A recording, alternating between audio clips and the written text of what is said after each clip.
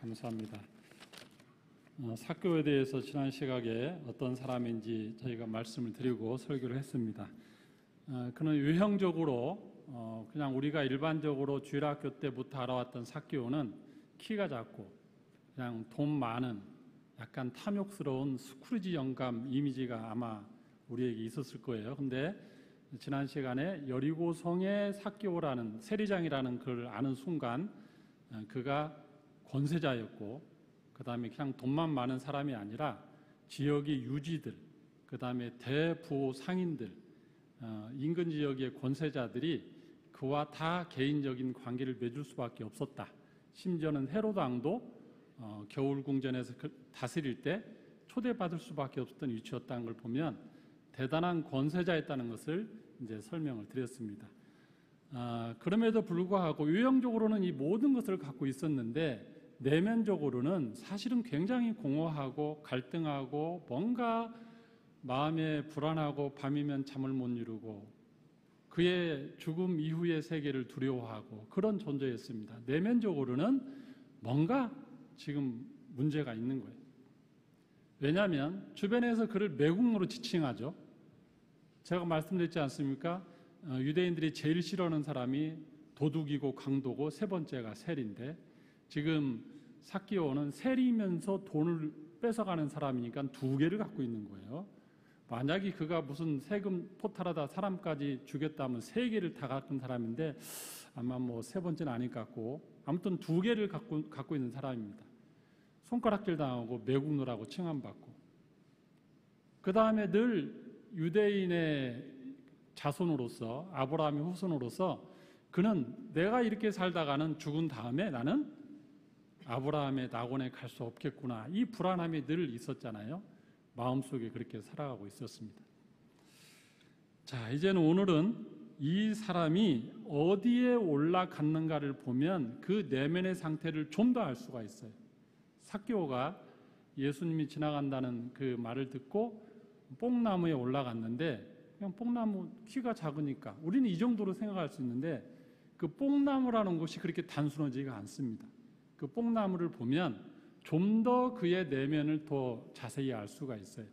지난 시각에 여리고성의 세리장이라는 걸 때 여리고라는 곳을 도시를 알면은 그의 세리장의 위치가 얼마나 파워 있는지 알았듯이 뽕나무에 올라갔다는 것은 단순히 키가 작아서 올라갔다는 정도를 넘어서는 그 무엇이 있습니다.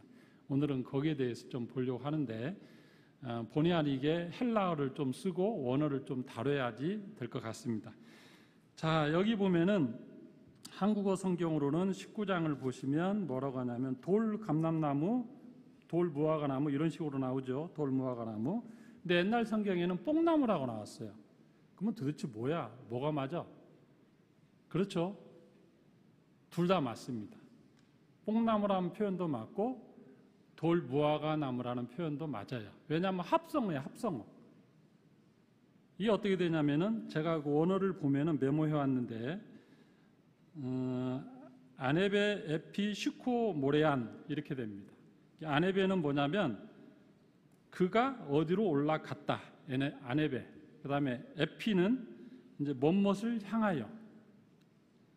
그러니까 그가 뭐뭇을 향하여 올라갔다 하고 슈코 모레안 합니다. 슈코 모레안은 뭐냐면 슈콘 플러스 모른이란 단어의 합성어입니다. 슈코는 뭐냐? 슈코는 무화과라는 뜻이고 모르는 뽕나무라는 뜻입니다. 그러니까 슈코 모레아는 무화과 뽕나무에 올라갔다. 그가 무화과 뽕나무 위로 올라갔다. 이런 뜻이에요. 그러니까 이 한글로 해석하는 사람이 그냥 뽕나무라고 해도 되고 무화과나무라고 해도 되고 다 맞는 거예요. 정식 명칭은 무화과 뽕나무에 올라갔다. 이러면 가장 더 정확하죠. 그러면 그게 뭐 중요한데 그거 뭐 원어 알아서 뭐 하려고 일단 궁금증은 풀어줘야 되잖아요. 옛날에 뽕나무인데 왜 지금 무화과나무 하는지 이 궁금증 풀렸죠. 이 품종이 왜 중요하냐면 이 품종은 저지대에서 잘 자라는 무화과 품종이에요. 그래서 옛날에 우리나라도 보면 뭐 사과, 뭐 홍로 있고 국광이 있고 뭐 여러 가지 있잖아요. 그러듯이 이것도 무화과나무 품종 중에 한 종류인데 애굽 쪽에서 발산지고 더운 데에서 잘 자라는 거예요. 그러니까 이 여리고처럼 약간 저지대에 잘 자라는 나무라 여기는 이 품종이 있는 거예요. 자, 그런데 이 나무가 어디에 또 등장하냐면 아모스서에 등장합니다. 아모스서, 성경 아모스서 7장 14절에서 15절을 한번 보겠습니다. 이 뽕나무가 어떤 나무인지 아모스 7장 본문에 보시면 나와요. 화면에 같이 한번 읽겠습니다. 시작. 아모스가 아마사에게 대답하여 이르되 나는 선지자가 아니며 선지자의 아들도 아니라 나는 목자요 뽕나무를 재배하는 자로서 양떼를 따를 때에 여호와께서 나를 데려다가 여호와께서 내게 이르시기를 가서 내 백성 이스라엘에게 예언하라 하셨나니. 자, 아모스 선지자가 이제 부름을 받았어요. 어디에서 받았냐면 뽕나무 재배하는 목자로 있을 때. 목자면 목자고 뽕나무 재배하는 자면 재배하는 자죠. 어떻게 이게 동시에 되는가 할 때 여기에 대한 설명을 좀 해야 됩니다. 이스라엘에서의 그 목자라고보다는 사실 목동이에요. 목동. 우리나라 표현으로 정확히 하면 목동. 이 목동은 정규직이 아니에요. 그냥 평소에 다른 일 하다가 주인이 이제 뭐 야외 방목에서 좀 하려면은 알바생처럼 고용하는 겁니다. 한 달이든 두 달이든 초원에 가서 이 양떼를 잘 먹여 살리고 좀 하다가 다시 들어와라. 이렇게 하는 일을 잠시 맡는 거예요. 근데 늘 초원에 풀이 많은 게 아니잖아요. 주인이 풀이 많으면 일을 맡기겠어요? 자기가 그냥 간단히 집 근처에서 이렇게 하지 돈 줘가면서 할 일이 없잖아요. 풀이 없을 때쯤에 그때를 좀 맡기는 거예요, 주로. 그러면 멀리 나가는 겁니다. 나가서 먹여도 풀이 별로 없으면 이제 목동이 어떻게 머리를 쓰냐면 이제 그 도시 인근에 보리밭하고 밀밭이 있어요. 그 농경지가 있습니다. 그러면 그 즈음이 딱 어느 시점으로 겹치냐면 보리 농사 끝나고 추수 끝난 다음에 밀 농사 끝나고 추수 끝나고 그러면 뭐가 남아요? 농사들을 다 얹어보셨군요. 밑둥구리가 남아요. 이 밑둥구리가 꽤 넓은 밑둥구리가 남으면 그게 사실은 먹이가 될 수 있어요. 짐승들의 먹이. 자, 그러면 자기가 멀리 양떼 몰고 다니면서 고생 안 해도 보니까 길가에 그런 게 밭이 널려 있는 거예요. 그러면은 저걸 먹이면 좋은데 그거를 그냥 먹으라고 하겠어요, 주인이? 주인이 어떻게 하냐면 대개 밭을 가진 사람들이 무화과나무도 이렇게 농장주가 다 이렇게 골고루 갖고 있습니다. 그러면 가서 딜을 하는 거예요. 요즘 말로는 딜. 주인님, 제가 내 이 밑둥구리를 내 양떼를 좀 먹이는 동안에 제가 대신에 이 무화과나무 좀 손을 좀 봐드릴게요. 그렇게 하는 겁니다. 그러면 주인 입장에서는 어차피 저 밑둥구리는 뭐 자기가 뭐 쓸데가 별로 없어요. 근데 무화과나무를 재배하는 걸 도와준다 하니까 본인 입장에서는 이 품삯을 더는 거야. 그래서 그 일을 맡겨요. 그러면 무슨 일을 하느냐? 그러면 무화과나무가 소출이 많이 나오게 하기 위해서 하는 일이 있습니다. 우리나라도 그 과일을 여는 대로 다 열게 하면 어떻게 돼요? 다 떨어져요. 종자도 별로 없고 영양분을 골고루 가져가고 품종도 별로 없고 그래서 뭐 하죠? 솎아내고 가지치기 하고 이런 일을 해야지 또 뭐 씌우기도 하고 거름도 주고 그래야만 뭔가 과일이 많이 생기잖아요. 예, 다들 농사 안 짓는 분들 표정입니다. 어쨌든 장장로님은 이제 아시죠? 자동농사 지시니까 손을 봐야 돼요. 근데 이 돌 무화과 나무는 어떻게 해야 되냐면 아주 작아요. 가만 놔두면 조그만 해갖고 별로 상품성이 없어. 얘를 좀 키우고 제대로 된 상품이 되게 하려면 상처를 내는 거예요. 바늘로. 그러면 나무 위로 올라가죠. 상처 낸 다음에 감람류를 이렇게 싹 상처에 발라주면 얘들이 그 상처를 복구하려고 어떻게 하다가 그게 커지고 품종이 좋아지는 일이 있어요. 자, 그러면 어떻게 되냐? 이게 목동인데 자기 양떼는 한쪽에서 밑둥구리를 먹이게 하고 자기는 이쪽에 가서 그 일을 도와줘요. 그러면 주인도 좋아. 무화과 나무를 돌보는 일을 이 사람이 대신 해줬고 또 하나는 이 양이나 염소가 그 풀을 다 먹고 나면 거기에서 뭐 해요? 응가할 거 아니에요? 그러면 거름 나오고 그 밑둥구리 다 정리해야만 내년 농사할 때 편한데 그것도 해주고 하니까 서로 윈윈인 거예요. 자, 그렇게 할 때 누가 일을 했다면 아모스가 그런 일을 했었다. 근데 그 일을 하는 중에 아모스가 선지자로 부름을 받은 거예요. 이제 본문 이해가 다 되죠? 그러므로 이 뽕나무라는 것은 뭐냐면 그냥 목동들이 올라가서 이게 품앗이하고 자기 아쉬운 사람이 올라가서 그 일을 하니까 어떻게 보면 좀 잘 사는 사람, 정규직, 뭐 좀 그 부자 이런 사람은 절대 뽕나무에 올라갈 일이 없어요. 그냥 날품 파는 그 사람들 아니면 그 목동들 그런 아주 아랫사람들 뭐 이렇게 좀 사회적 신분이 낮은 사람이 올라가서 하는 일자리가 그 자리예요.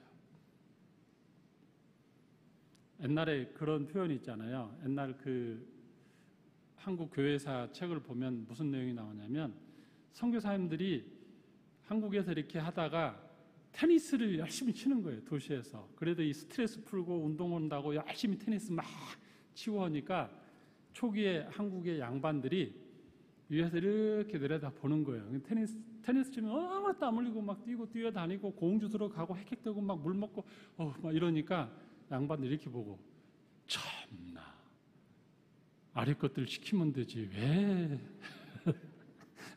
저를 하냐. 그런 똑같은 거예요. 뽕나무에 올라가는 건 아래 것들이 하는 거지 위 것들은 안 올라가는 게 뽕나무에. 자, 근데 지금 예수님이 온다는 소문을 듣고 그가 예수님을 보고 싶어하는 마음에 보고 싶은데 키는 자가 근데 옆에 보니까 뭐가 있어요? 뽕나무가 있네.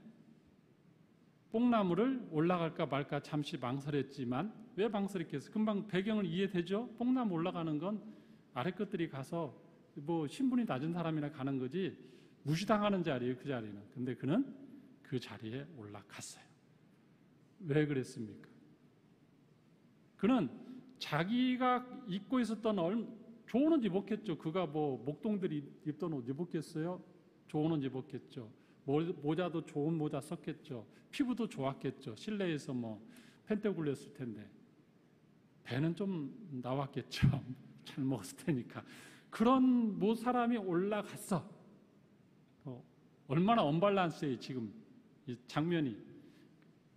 사람들이 봐도 저 사람은 왜 저거 올라갔지? 이해가 안 되는 자존심 상하는 장면이죠. 그럼에도 불구하고 올라갔어요. 왜? 예수님을 만나고자 하는 그 간절한 마음 때문에 그 내면에 있는 그 무엇 때문에 올라간 거예요. 그래서 제가 이 묵상을 좀 했습니다. 삭개오에 대해서. 삭개오는 어떤 마음이었을까? 도대체 그 올라갈 때 그 마음, 매국노라 지참받는 거 뭐 여러 가지 마음이 있었는데 제가 한 4가지로 한번 정리를 해봤습니다. 첫째는 호기심이 있었을 거다. 호기심. 예수님이 여리고성을 갔을 때는 공생의 마지막 단계 여리고성을 거쳐서 이제 예루살렘에 올라가셔서 십자가에 달리는 사건이기 때문에 3년 동안 예수님은 아주 유명하고 주변에서 뛰어난 선지자 메시아로 이미 다 소문이 났어요. 그러니 여리고성을 지나갈 때 삭개오 입장에서도 예수님이 만나고 싶겠죠. 그 유명한 사람이 왔다는데 만나고 싶겠죠. 호기심. 두 번째는 불안감도 있었을 거예요. 왜 불안감인가? 예수님이 메시아라면 그리고 자기도 알고 있어. 구약 성경을 알고 있어. 메시아가 언젠가 온대. 근데 그 메시아가 오면 할 수 있다는 것을 예수님이 이미 다 하고 있어. 죽은 자도 살리고 병자도 고치고 대단한 기적도 일으키고 뭐 엄청난 일이 벌어졌어. 그럼 메시아는 뭐 합니까? 당장 로마로부터 이 나라를 해방시키고 저분이 다윗과 같은 왕이 될 텐데 그러면 나는 세리장인 나는 돌 맞아 죽는 거예요. 그게 현실화되는 순간 나는 완전히 이제 세상 말로 거덜나는 겁니다. 그러니까 이 마음도 조금은 있었을 거예요. 세 번째는 기대감. 첫 번째 기대감은 뭐냐면 자기가 마음속에 매국노로 지탄받고 죄인으로 지침받고 사람들에게 무시당하고, 그런데 예수님은 주로 어떤 사람들을 찾아다닙니까? 예수님은 가난한 자, 병든 자, 죄인, 세리, 사회에서 무시당하는 사람, 그 사람들을 만나주고 그들과 같이 밥 먹고 하는 것을 알았잖아요. 그러니까 자기도 혹시 예수님은 나라는 사람도 만나줄 수 있지 않을까? 이런 생각이 있었겠죠. 기대감. 두 번째 기대감은 뭐냐면, 저는 이건 결정적이라고 생각해요. 예수님의 제자 가운데 마태는 직업이 뭡니까? 세리죠. 세리예요. 아마 삭개오도 세리라는 존재를 알고 있었어요. 그 세계가 도시가 많은 것도 아니고 세무 공무원이 많은 것도 아니고 하니까 본인이 세리장이면 마태가 그것도 그냥 예수님의 정응 제자가 된 거 아니에요. 그러니까 자기로서는 세리, 욕먹는 세리를 예수님이 제자로 삼았다고? 그렇다면 혹시 나는 마태보다 더 높은 위치에 있는데 나를 추가로 부르지 않을까? 이 생각도 할 수 있지 않을까요? 성경 읽을 때 막 읽지 마시고 한 번쯤 멈춰서서 생각을 좀 하면서 읽어보면 그럴 수도 있잖아요. 그런 기대감. 만약에 제가 천국에 가면요, 삭개오가 저한테 고맙다고 할 것 같아. 그동안 나에 대해서 설교한 사람은 그냥 스크루지 영감, 돈 많고 욕심 많은 키 작은 거의 주일학교 설교 수준으로 했는데, 내가 그렇게 권세 있고 내 위치를 잘 찾아줘서 고맙습니다. 그리고 내 내면을 이렇게 잘 설명해줘서 고맙습니다. 할 것 같아요. 어쨌든 그런 마음으로 지금 예수님을 만나러 간 거예요. 그러니까 얼마나 간절해요. 지금 호기심, 기대감, 불안감, 복합적인 마음, 그 다음에 저분이 메시아면 나도 저분 줄을 잡아야 되는데, 이 복합적인 마음으로 어디로 올라갔다? 뽕나무로 올라갔다. 그 아래 것들이나 올라가고 천 것들이나 올라가는데 올라갔어요. 그만큼 그는 간절한 마음이 지금 있는 겁니다. 자, 이제 오늘 본문을 좀 보면서 다음 단계를 가겠습니다. 4절입니다. 4절. 앞으로 달려가서 보기 위하여 돌무화과 나무에 올라가니 이는 예수께서 그리로 지나가시게 되미로라. 이 돌무화과 나무 하나 설명하는데 이렇게 오래 걸렸어요. 올라갔다.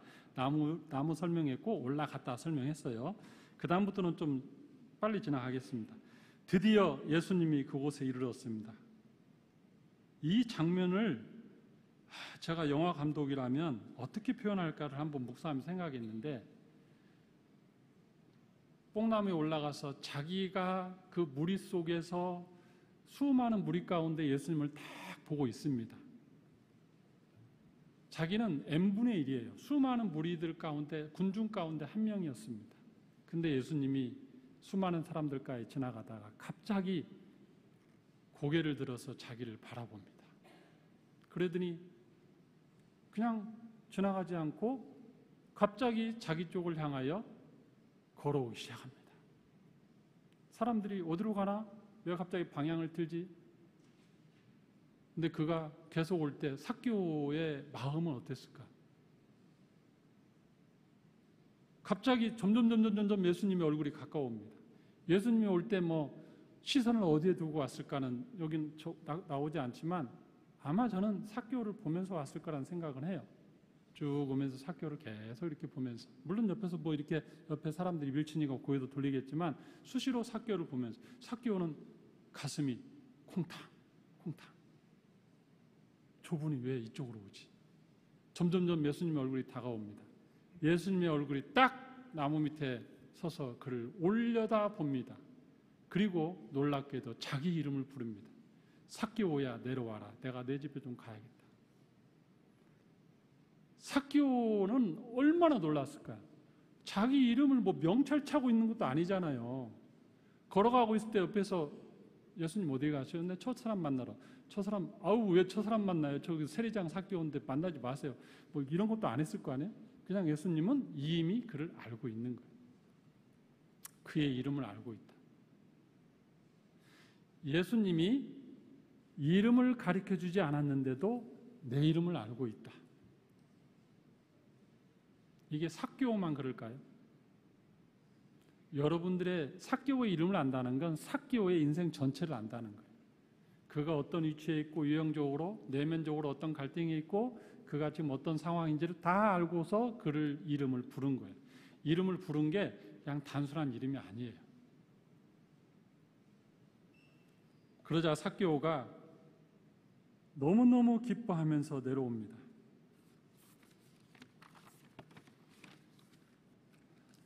4절 6절 한번 6절 보겠습니다. 급히 내려와 즐거워하며 영접하거늘. 즐거워했다. 그냥 쉽게 넘어갈 수 있는 단어입니다. 당황해서 내려왔다. 깜짝 놀라서 내려왔다. 이 표현이 아니고요. 즐거워서 영접했다. 즐거워했다. 이게 어떤 뉘앙스일까? 제가 묵상하다가 더 이상 진도는 못 나갔는데 뭔가는 단선이 있어요. 즐거워했다. 그러면 그 마음의 소원이 이루어진 것에 대한, 내가 예수님 한번 만나고 예수님을 개인적으로 교제하고 싶고 예수님도 우리 집 한번 왔으면 좋겠다 이런 마음이 아마 있었던 것 같아요. 그런 마음이 있었던 것 같아요. 그러니까 즐거워해서 영접했다 그런 표현이 나오죠. 그 심리적 상태가 너무너무 대단한 일입니다. 메시아라는 사람이, 선지자라는 분이 나를 개인적으로 알고 내 이름 부르고 내 집에까지 오겠다니 너무너무 당황스럽지만 즐거워하며 내려왔습니다. 자, 8절에 보면 7절하고 8절은요 뭔가 사건이 그냥 생략됐어요. 기록이 생략됐어. 집에 들어갔는데 들어가자마자 삭개오가 서서 주께 여짜오되 주여 보시옵소서 내 소유 절반을 가난한 자들 주겠사옵. 그러지는 않았을 거예요. 들어갔을 때 그들의 풍습으로 보면은 손 씻을 물, 발 씻을 물, 그 다음에 한쪽에 의자 있는데 앉히고 간단한 그 음료 한 잔 준 다음에 그 다음에 이제 빨리 급하게 밑에 사람들에게 말해서 상 차리고 뭐 이렇게 이런 일이 있었겠죠. 그 사건은 생략이 됐어요. 그러고 나서 그가 갑자기 삭개오가 예수님에게 말하기 시작합니다. 주여 보시옵소서 내 소유의 절반을 가난한 자들에게 주겠사오며 만일 누구의 것을 속에 빼앗은 일이 있으면 내 갑절이나 갚겠나이다. 자, 예수님과의 짧은 교제가 있고 난 이후에 그가 완전히 그동안의 자기 삶의 패턴을 180도 바꿔버립니다. 그는 평생 동안 재산을 불리는 게 목적이었겠죠. 내가 매국노 소리 들어가면서 그래 내 재산이라도 불리자. 내가 내 자식들에게 유산이라도 많이 물려주자. 내가 요금 먹어도 돈 많은 사람이다. 이걸로 살았을 텐데 갑자기 여기서 예수님 만나자 소유의 절반을 가난한 자들에게 주겠사오며 자기 자산의 50% 딱 띄어서 지금 일단 1차로 주겠다고 한 거예요. 두 번째는 그 다음 말이 더 대단합니다. 내가 만일 누구의 것을 속여 빼앗은 일이 있으면 네 갑절이라 4배로 갚겠다. 4배. 이 4배로 갚는다는 게 뭘까? 물론 구약 성경에 보면 4배로 갚으라 해서 도둑질한 것은 그는 이 삭개오가 가진 재산을 분석을 한번 해보자고요. 삭개오가 가진 전 재산을 한번 분석을 해보자고요. 그러면 그가 정식으로 월급을 받아서 그 월급이 쌓여갖고 쌓인 재산은 얼마나 될까? 그것까지는 제가 추적이 안 돼요. 자료를 찾아도. 그러나 분명한 건 정식 월급을 받아서 그 월급으로 했던 것은 별로 안 됐을 거라는 생각이 들어요. 왜냐하면 그때 당시에 세리들은 로마에서 원하는 세급의 총량을 맞추는 데까지 주고 나머지는 자기 능력껏 착복하는 거였거든요. 월급 개념인 기본 월급이 얼마 되겠어요? 근데 그 많은 재산을 있는데 자기가 갖고 있는 수많은 재산이 분명히 플러스 알파로 얻었을 거라고요. 근데 절반을 먼저 줘. 그 다음에 이제 착복한 거, 뭐 도둑질한 거, 잘못된 거, 자기에 다 걸린 거 4배로 주겠다 하면 어떻게 돼요? 그 재산이 거의 진짜 부자 삭개오가 아니고 이제 평범한 삭개오 수준으로 내려갈 정도로 그는 돈이 많이 없어질 겁니다. 그럼에도 불구하고 그는 그렇게 하겠다고 딱 선포를 해요. 이게 뭡니까? 제대로 된 회개를 한 거예요. 제대로 된 회개. 회개의 하이라이트는 지갑이 회개하는 겁니다. 지갑이 회개하지 않으면 회개 안 한 거예요. 그래서 옛날에 그 어떤 그 침례교 목사님이 에피소드를 그 글에 써놓은 걸 보니까 한 번은 침례는 물에 완전히 들어가는 거잖아요. 저희는 이제 머리에 이렇게 물을 얹는 건데 침례할 때 완전히 물에 이제 들어가는 건데 이제 다른 사람은 다 침례로 들어가는데 이분이 자꾸 쭈뼛쭈뼛 하고 안 들어가더래요. 그래서 아니 왜 안 들어가세요? 그랬더니 제가 이 지갑을 어디다 놔야 될지를 몰라갖고 그러니까는 이 목사님이 그때 지갑도 같이 들어갔어요. 지갑도 침례를 받고 회개해야 됩니다. 그래가지고 같이 담궜다는 그런 글을 본 적이 있어요. 최고의 회개는 지갑이 회개하는 거다. 지금 이 삭개오는 그 일을 했습니다. 이 예수님을 개인적으로 만나는 순간, 예수님이 그의 집에 들어오는 순간, 예수님과 교제하는 순간 그는 완전히 이제 새로운 사람이 됐어요. 세리장 삭개오가 아니고 뭐가 되었다? 아브라함의 자손 삭개오가 되었다. 비포 애프터. 그는 세리장 삭개오로 지금까지 살아왔습니다. 그러나 그 세리장 삭개오는 그 삶의 만족함을 누리지 못했습니다. 그는 아브라함의 자손 삭개오여만 했고 그것이 그렇게 간절히 바랬어요. 그 모든 재산을 잃더라도 아브라함의 자손, 구원받은 자손, 그게 자기가 되기를 원했던 거예요.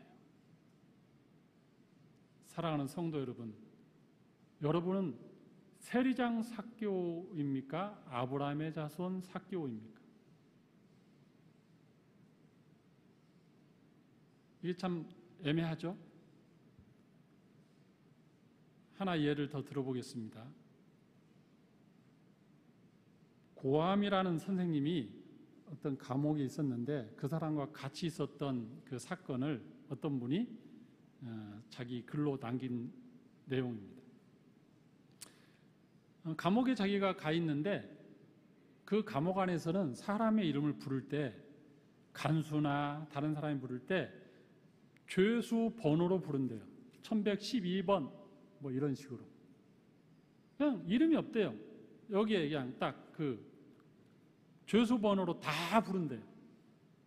근데 유일하게 그 안에 있는 고암 선생이라는 분은 사람을 부를 때 반드시 자네 이름 뭔가 물어본대요. 누구누구입니다. 그래.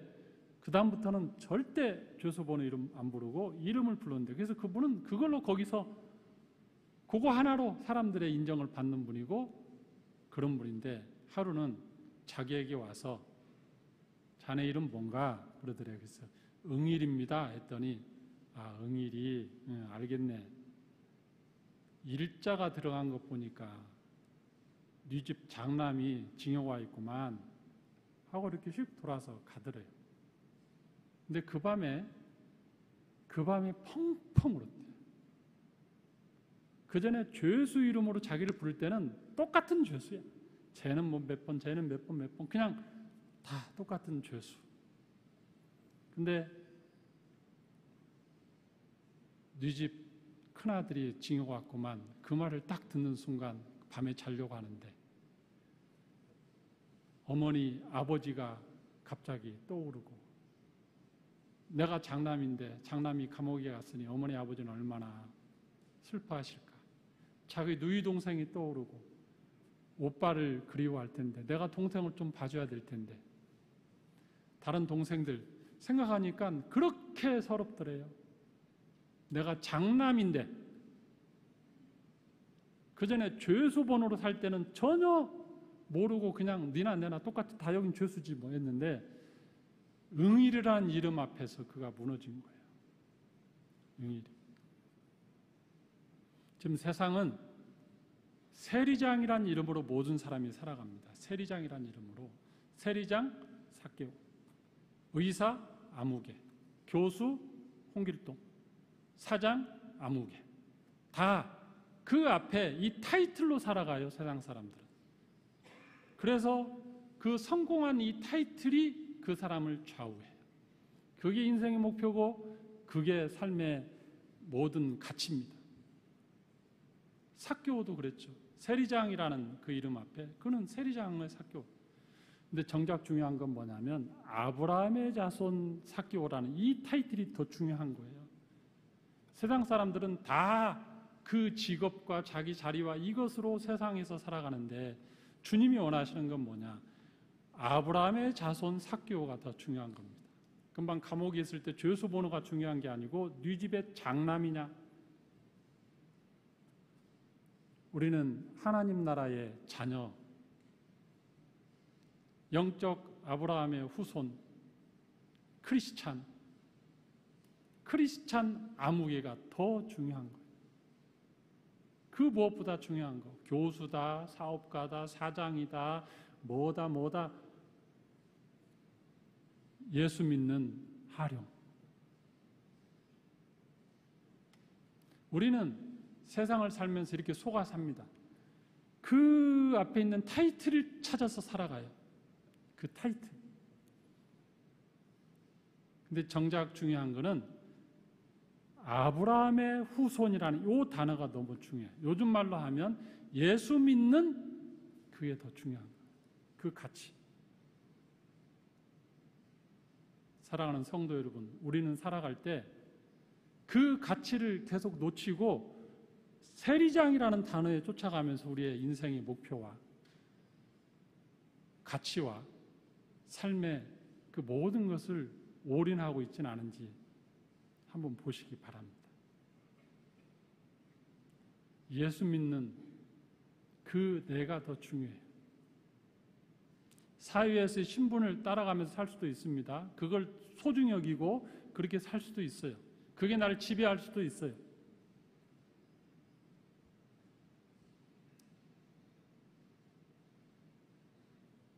제 경우 예를 들어도 죄송합니다. 저는 만약에 그냥 주님의 부름을 받지 않았다면 그냥 의대에 가서 의사하고 있었을 거예요. 그 확률이 1번.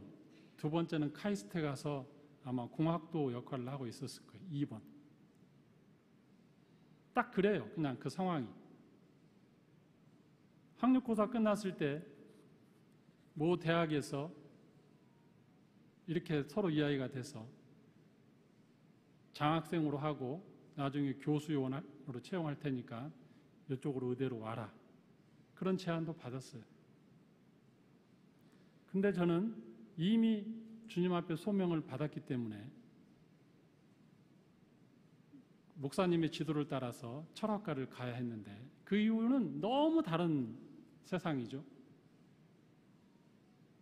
제가 언젠가 전주에 갔더니 저 동창들이 한 20, 30명이 딱 모여 있는데 거의 다 의사들이 거기서 다 이제 유지가 됐고 차는 뭐 삼각형 달린 차 타고 뭐 건물 하나씩 있고 막 다 그러는데 나는 그때 무슨 차 타고 갔는지 기억이 안 나는데 아무튼 그랬어요.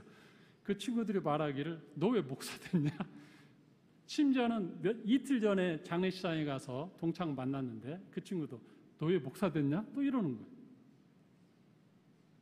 그 친구들은 앞에 있는 세상에서 중요한 이 타이틀이 중요한 거예요. 이게 다 그렇게 사니까. 목사라는 것은 자기들은 뭐 잘 받아들이지 않는 거죠. 근데 저는 목사라는 타이틀을 하나님이 주신 걸 감사해요. 만약에 제가 의사로 살고 있다면 의사로서 그렇게 살고 다른 친구들 보니까 얻는 것도 있고 이런 것도 있는데 그들이 잃는 것을 나는 다 갖고 있고 그들이 얻은 것은 나는 별로 뭐 조금 불편하지만 그닥 뭐 근데 목사가 더 중요한 게 아니고요. 제가 말씀드리려 한 것은 목사도 저는 중요치 않아요. 예수 믿는 사람. 신앙인 하령이 중요하지 목사는 하나님이 저를 불러서 했으니까 제가 가면서 하는 거지 예수 믿는 하령이 더 중요해요. 저에게. 제가 목사로서 힘들었던 건 뭐냐면 다른 게 아니에요. 목사라면 하나님이 나를 불렀으면 내가 목회자로서 이런 일을 해야 되고 성도들 위해서 이런 게 해야 되고 이런 일을 해야 하는데 거기에 못 미쳐서 제가 괴로운 거지 제가 목사 때문에 다른 게 뭐 불편해서 누릴 걸 못 누려서 불편한 건 없어요. 그냥 그건 애초에 그냥 적고 왔으니까. 목사다운 목사가 못 되는 게 괴로운 거죠. 근데 심지어는 의사냐, 목사냐, 뭐 항공학자냐, 뭐 이런 게 중요한 게 아니고 예수 믿는 나, 이 예수 믿는 아브라함의 후손이 내가 잘 지키고 있는가? 내가 내 구원을 잃지 않기 위해서 노력하는가? 목사로서 설교하고 뭐 가르치고 아니면 목양하고 이보다 더 중요한 건 내가 나의 구원을 잃어버리지 않기 위해서 애쓰는 나예요. 주님과 1대1로 만날 그날을 생각하면서 내 인생을 걸어가는 거고. 이제 말씀을 마치겠습니다. 사랑하는 성도 여러분, 예수님의 부름 앞에 세리장으로 계속 살아갈 건가? 아브라함의 후손으로 살아갈 건가? 세상의 모든 사람들은 세리장을 향해서 살아갑니다. 그러나 삭개오는 그 세리장을 버리고 아브라함의 후손을 택했고 그 아브라함의 후손의 그 자리인 예수 그리스도를 만나서 변화를 받았습니다. 저는 여러분들이 세상에서 어떤 목표를 향해서 가도 좋은데 아브라함의 후손은 먼저 붙잡고 가세요. 아브라함의 후손이라는 자리는 놓치지 마세요. 그 앞에 뭐 사자, 뭐 직업, 뭐 사장, 뭐 다 그거는 두 번째입니다. 아브라함의 후손. 기도하겠습니다. 혹시 오늘 이 시간에 삭개오가 만난 예수님을 나도 만나고 싶고 그동안에 내 앞에 붙어있던 타이틀을 중시하는 게 아니고 예수 믿는 내가 되기를 원하신다면 오늘 영접 기도를 한번 따라 하시기를 바랍니다. 또 이미 영접했더라도 다시 한번 내가 결심을 하고 내가 삭개오처럼 예수님 만나 새로운 사람이 되기를 원한다면 오늘 기도를 같이 따라했으면 좋겠습니다. 기도하겠습니다. 한 절씩 따라하십시오. 하나님 아버지, 오늘 삭개오 이야기를 듣게 하시니 감사합니다. 저는 세상 속에서 삭개오처럼 살았습니다. 권세와 재물과 성공을 위해서 살았습니다. 세리장 삭개오로 저는 살았습니다. 이제 예수님을 만나서 아브라함의 후손 삭개오로 살기를 원합니다. 예수님을 만나 회개하고 새로운 삶 되기를 원합니다. 예수님, 저에게 찾아와 주시옵소서. 예수님을 내 구주로 영접하오니 내 안에 들어오셔서 나를 다스리어 주시옵소서. 세상에서 내가 소중히 여겼던 그 모든 것들을 내려놓고 회개합니다.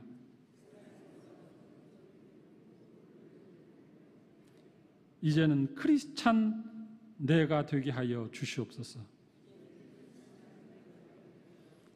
그리하여 원합니다. 예수님의 음성이 나에게도 있게 하여 주시옵소서.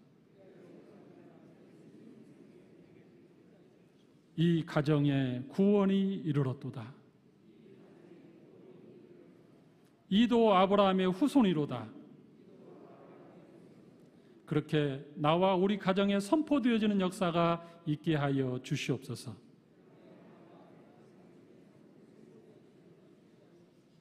예수님의 이름으로 감사하며 기도합나이다. 아멘.